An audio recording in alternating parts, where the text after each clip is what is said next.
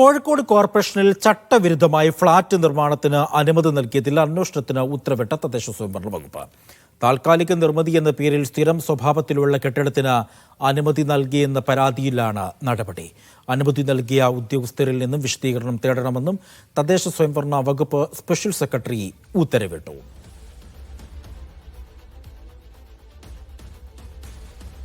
സലാം മുഹമ്മദ് ഉണ്ട് വിവരങ്ങൾ നൽകാനായി. സലാം, വിശദാംശം.